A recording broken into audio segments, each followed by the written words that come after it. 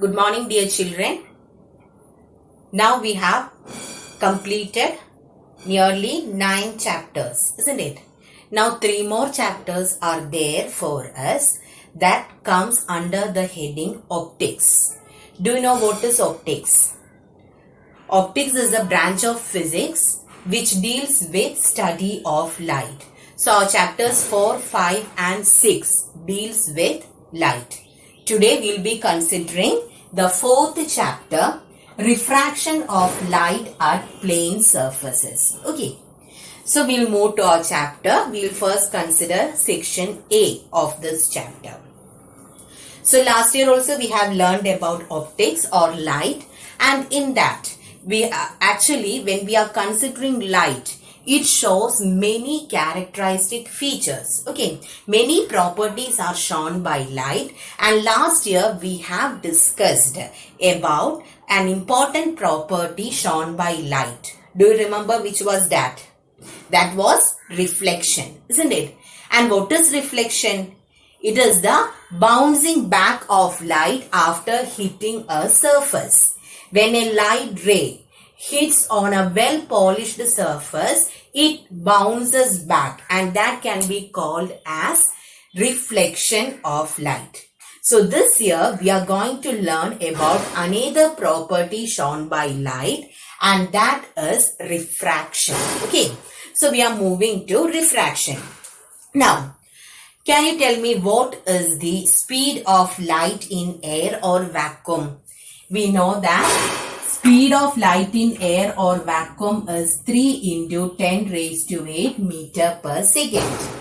Then, when we are considering water, its speed is 2.25 into 10 raised to 8 meter per second.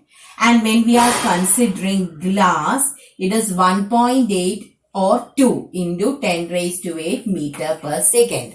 That is, speed of light is different in different medium, isn't it? We also know that light can move through vacuum, and the speed of light is maximum in vacuum and it is slightly less in air. But when we write, generally we will say that speed of light is 3 into 10 raised to 8 meter per second, both in air as well as vacuum. But actually there is a slight difference. Okay. Then in the case of, this is for air or vacuum, this is in the case of water, and this is in the case of glass. Okay.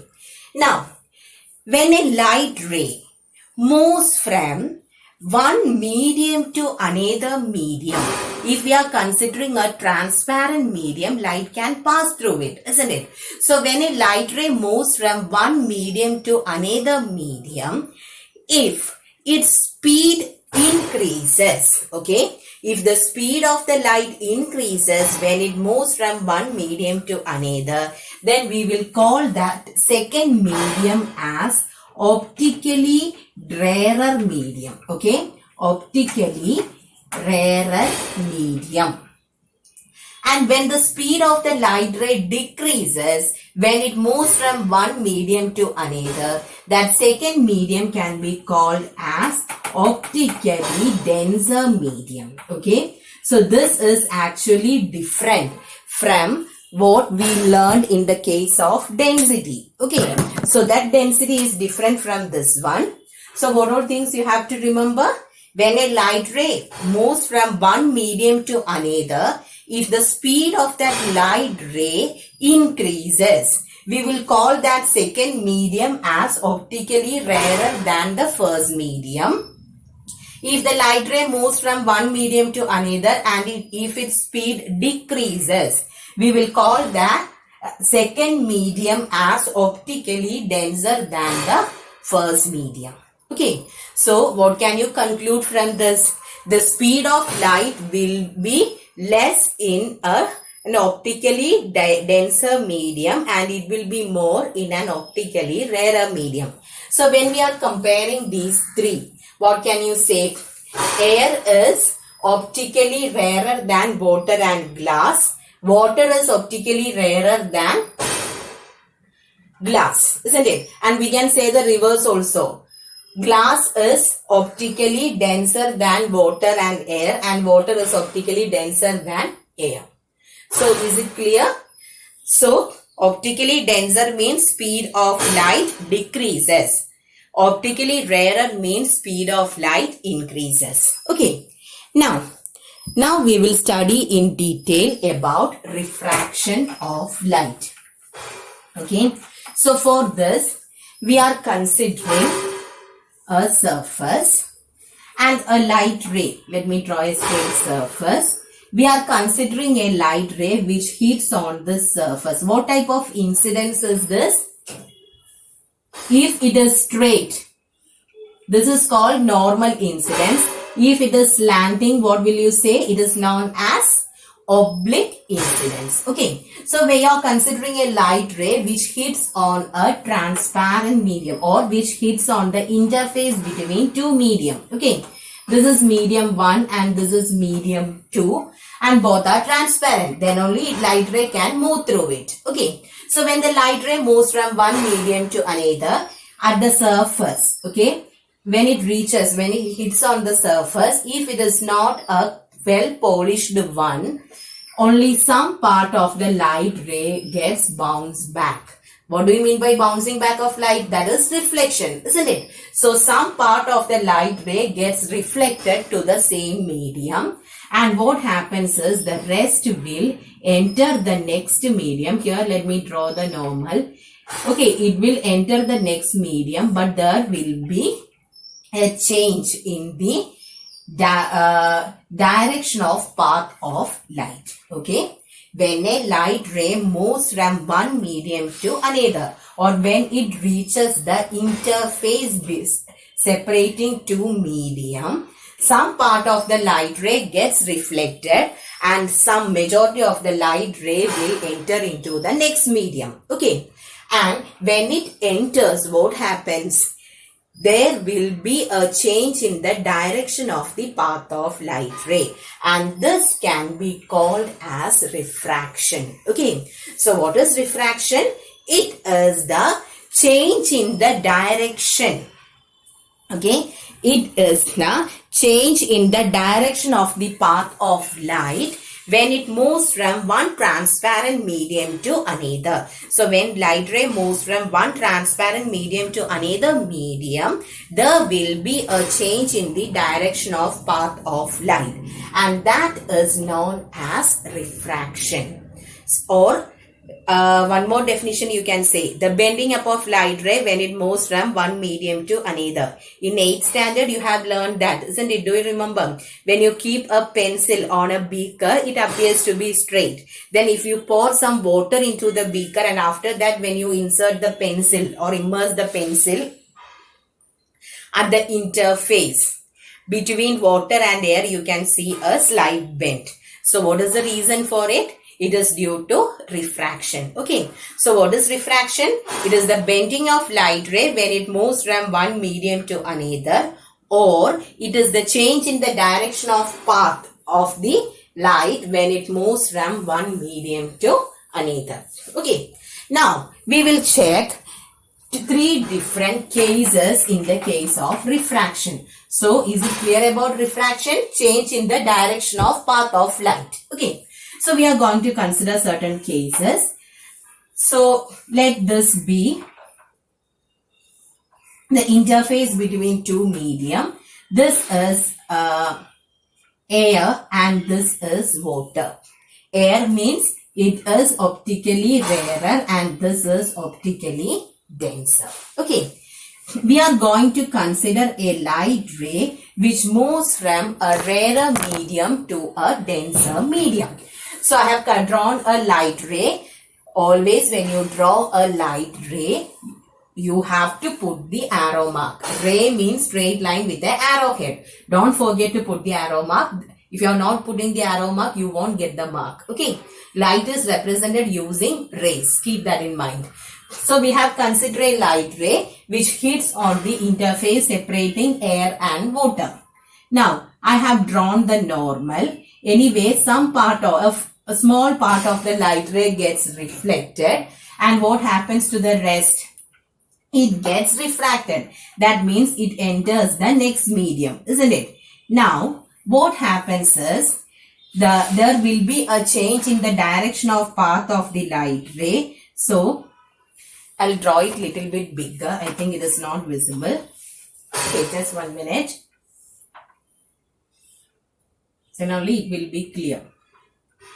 So, this is our incident ray. A part of the light ray gets reflected, and I told you there will be a change in the path of the light ray, direction of the path of light ray when it moves from one medium to another. Here the light ray is moving from a rarer medium to a denser medium. So, listen carefully. When a light ray moves from a rarer medium to a denser medium, it always bends towards the normal. Okay. So, actually the ray should have gone like this. Okay. This is the actual path of the ray. But instead of that, it bends towards the normal. So, keep this in mind. When a light ray moves from a rarer medium to a denser medium, it always bends towards the normal. Okay. So, which is the angle of incidence here? This is angle of incidence represented by I. Then, what about the angle of reflection? Refraction. What is angle of incidence? Angle between incident ray and the normal is called angle of incidence. Then angle between the refracted ray and the normal is called angle of refraction. Earlier we learned about angle of reflection. This will be angle of reflection. We are not considering the angle of reflection. We are considering just angle of refraction. Okay. So, this is our normal. This is the incident ray. This is the refracted ray. So, this angle is R. Okay. Angle of refraction. And this one. Here, I'll put it as delta. What is delta? Delta means change. Actually, this was the path of light ray, but it shifted towards the normal. So, this is the change happened there. Now, what will be the value for delta here? What will be the value for delta? This total path is I. Which one is greater in this case? I or R? I is greater, isn't it? This much makes I. So, delta is equal to angle I minus angle R. Okay. So, is it clear? Once again, when a light ray hits on the interface, here the light ray is moving from a rarer medium to a denser medium. So, if a light ray moves from a rarer medium to a denser medium, it always bends towards the normal. So, this angle is angle of incidence. This is angle of refraction. And this is delta. Okay, this is the symbol for delta. Delta means change. Actually, the ray should have gone like this, but instead of that, it shifted towards the normal. So, what is the change here? Delta is equal to angle I. Angle of incidence minus angle of refraction. Now, consider the second case. So, here I am taking water here.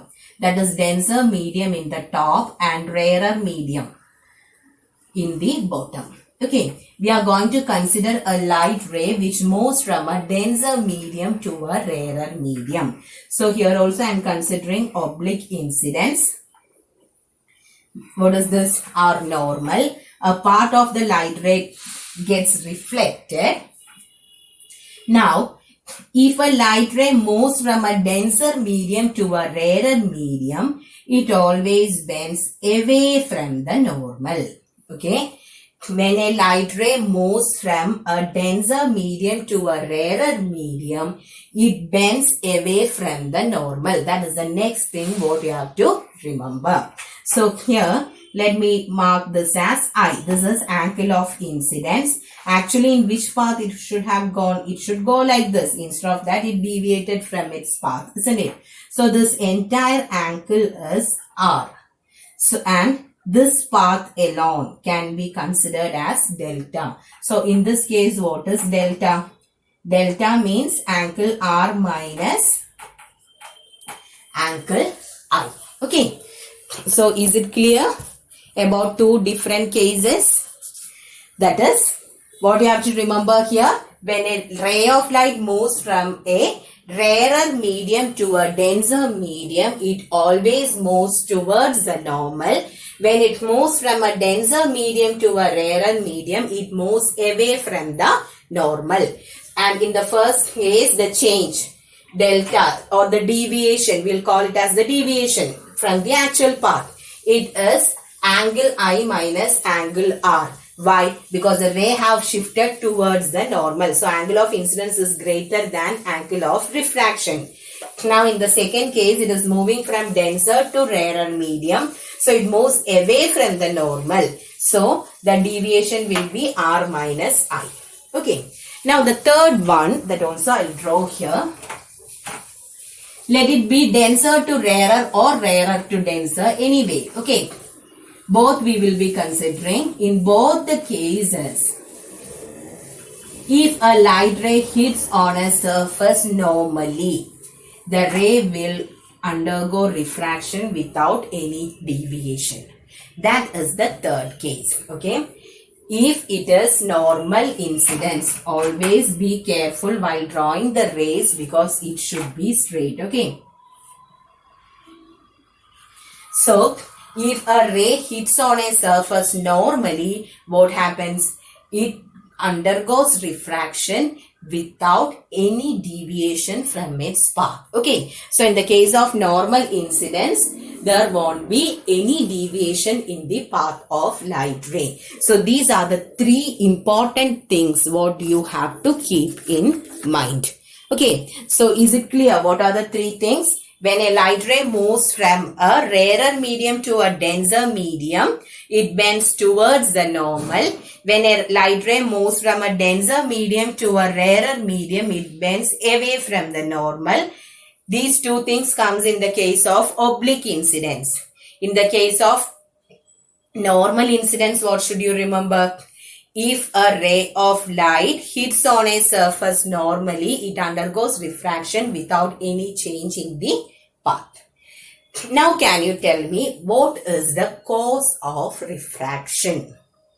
Okay, so we have learned about refraction and why this refraction take place. What is the reason? It is due to the difference in the speed of light in different medium. Okay, refraction is due to the difference in the speed of light in different medium. So, when you are considering light, its speed is different in different medium.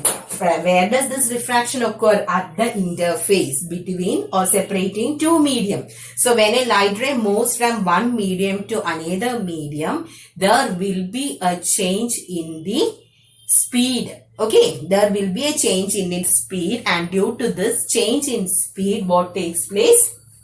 Refraction. So, the change in the direction of path of light when it moves from one medium to another can be called as refraction. What is its cause? It is due to the change in speed of light in different medium. Okay, so is it clear? Now we will move to the laws of refraction. Similar to reflection, do you remember the laws which we learned in the case of reflection? Which were they? Incident ray, reflected ray and normal lies on the same plane. Angle of incidence is equal to angle of reflection. Those are the laws related to reflection. Similarly, we have laws for refraction also. Okay. So, one law is similar to the previous one. That is, the incident ray, refracted ray and the normal lies on the same plane. So, that is what we have seen here. On the same plane, we could see incident ray, refracted ray and the normal. Now, second one is actually known as Snell's law. It's very, very important. Okay. And in this case, shall we say that angle of incidence is equal to angle of refraction? No, because I have shown you the change delta, isn't it? In all the cases, angle of I is entirely different from angle R. That means we cannot say that angle I is equal to angle R. Instead of that, what we say is the ratio of sine of the angle of incidence trigonometric relation, sine, cos, tan, etc. So sine of the angle of incidence by sine of the angle of refraction is a constant for a given color of light and given pair of medium. Okay, so I'll repeat the second one. According to Snell's law, the ratio of sine of the angle of incidence to sine of the angle of refraction is a constant. Okay, when will it be a constant? For a given pair of medium. So if I'm considering air and water, it will be same. But if instead of that, if I take air and glass, it will be different. Okay. So for a given pair of medium and given color of light. Why are we saying about given color of light? Because different colors means different wavelengths. So the speed will vary with the color. Okay. And this constant is known as refractive index. It is represented by the letter mu. Okay, this is read as mu and it is known as refractive index. Okay, so according to Snell's law, the ratio of sine of the angle of incidence to sine of the angle of refraction is a constant for a given color of light and given pair of medium. And its mathematical representation is sin I by sin R is equal to mu, where mu is known as refractive index. So we'll generally write it as mu 1. Okay, that is refractive index of the second medium with respect to the first medium. Refractive index of the second medium with respect to first medium, read as mu. So is it clear? So we have learned two laws of refraction. First one, the incident ray refracted. Use refracted. Okay, don't say it as reflected ray because we are discussing only about refraction this year. The incident ray, refracted ray and normal lies on the same plane. The ratio of sine of the angle of incidence to sine of the angle of refraction is a constant for a given color of light and given pair of medium. Okay, and from this, how can we define refractive index? Refractive index is defined as the ratio of sine of the angle of incidence in the first medium to the sine of the angle of refraction in the second medium. I repeat, refractive index is defined as the ratio of sine of the angle of incidence in the first medium to the sine of the angle of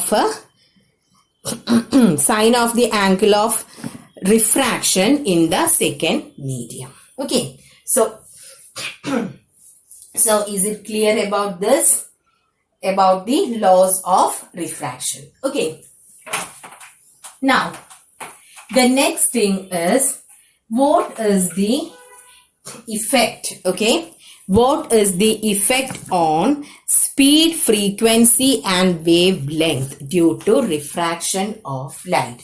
So due to refraction, what happens to three terms, which are they? Speed, frequency and wavelength. So first we will consider about speed. Speed or velocity. So what is the relation connecting this? Okay, so when we are considering a ray of light, in the case of refraction, okay, we are considering the what are the effects on speed, wavelength as well as frequency due to refraction. So first we are discussing about speed.